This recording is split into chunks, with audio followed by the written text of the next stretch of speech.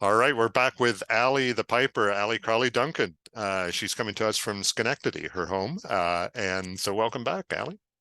Thank Uh, you. yeah, so why don't we talk about your background? You've got a great background, a music degree, in, I believe, piano, theory, voice. How much does that help with your arrangements for the pipes? A lot. I don't know if I would be able to do the majority of what I have done without my theory knowledge. I actually kind of come up with a lot of the arrangements that I play on my piano and then play them on pipes after.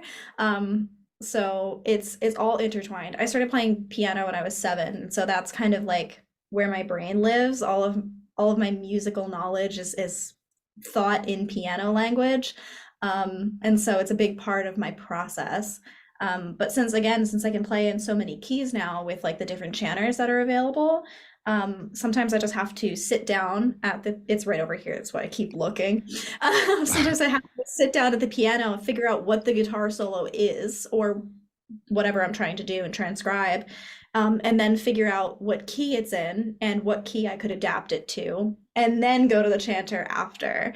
But I don't have practice chanters in all of these different keys that I can really mess around with and practice with. So starts on piano and goes to there later. So music theory and then my other instrumentation and background is a huge part of my process in general.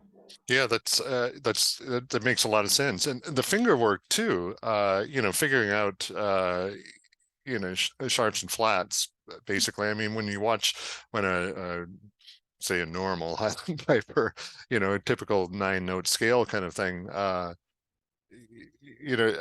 did you go about figuring out the various note intervals, and being able to make your hands do that so accurately? Yeah, it's definitely strange. I knew about the false fingerings, the C and F naturals kind of growing up because there would just be fun party tunes that you could learn, but I was never very good at it. So learning how to do that was actually a pandemic project, and it's just kind of I've treated that the same way that I treated performing when I was learning how to play pipes and not playing above your skill level. So I've just popped it in slowly until I got more proficient at it. But it's definitely strange, kind of like playing some of those chromatic moments. It feels different, but it's fun. It offers a lot of openness. Like you can really like broaden the horizons doing that. Yeah, and okay, so the instrument itself, Highland pipes are always struggling for an audience. There's a competition side. Where is everybody? Why don't they appreciate us, kind of thing. Given what you've done, and seen things from both a competition and pure performance, call it that, side of things, uh, what do you think the future of the instrument might be? Um, I I'm excited to see it happen. I don't know. I feel like the bagpipes have so much potential to interject themselves in so many different areas of music, and I would really love to see that. I've already started seeing more pipers and musicians pop up on social media, and that's amazing to me. And I feel like I'm just one piece of it. I just kind of like showed that TikTok could appreciate the bagpipes, I suppose. But it's really whatever we make it. I'm excited to see more pipers come out, show their skills as well, show the folk side, the Scottish side, the rock side, whatever it is. And kind of, it can't be a one person show. So it'll take a bunch of us to start shaping the future of the instrument. But competitive sides are always going to be there. They're always going to be important. That's where a lot of amazing performers' skill sets come from. But I'm excited to see them entering into the performative space. I'd like to I, see a bagpipe superstar, like a rock star, well, you know. you're getting pretty close to it, I would think. Um, and speaking of that, it's not limited to video. You're performing, going out live. Speaking of that, you're going on tour, with violinist Mia Asano. And I think already some of those dates seem to be sold out.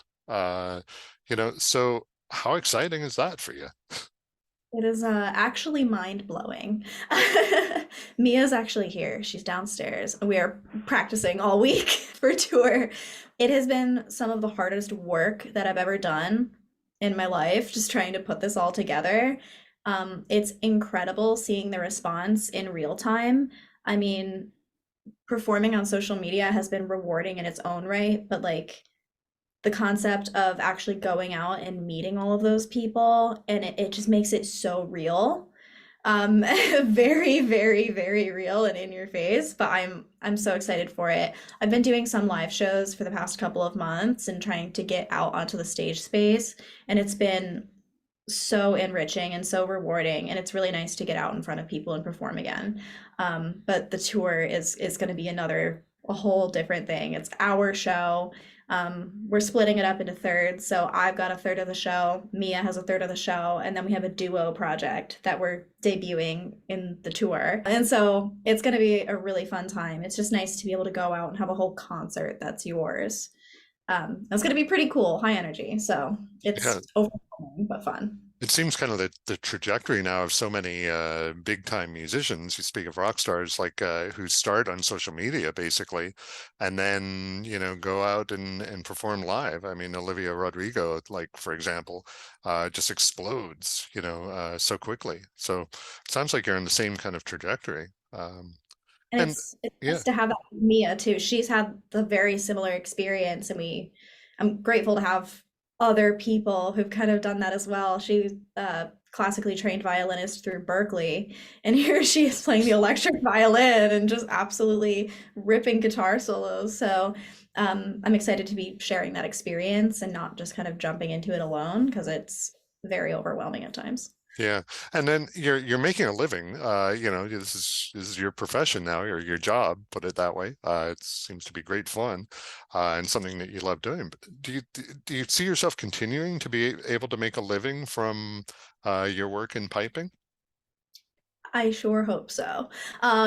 This has been my dream for a long time, being able to be a part of making bagpipes a little bit destigmatized and relevant in the modern space. And so I would like to keep this up as long as possible. I work a lot. I put in about 80 to 90 hours a week if I clock in, which I'm bad at. I'm my boss. It's hard. I overwork myself for sure, but it's not sustainable in that regard. But I'm trying to work on making it a little bit more sustainable work-life balance.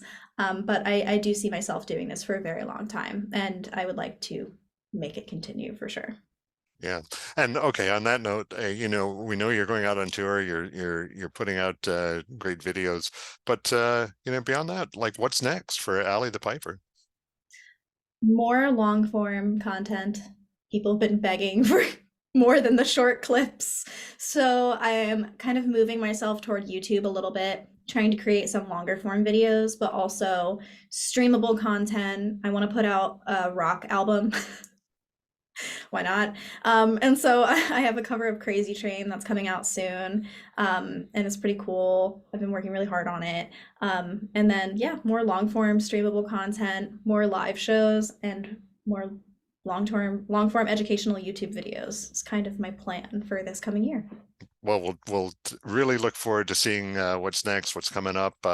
You've got millions of followers all around the world. We're sure that's going to grow. We're definitely a follower. We're a fan.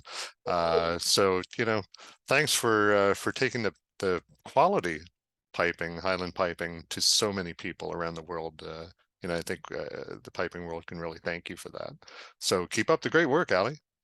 Thank you so much. It means a lot to me to have the support of the community that really shaped who I am as a player. So thank you so much for having me. Oh, you're welcome, and thanks for taking the time. Cheers. Absolutely.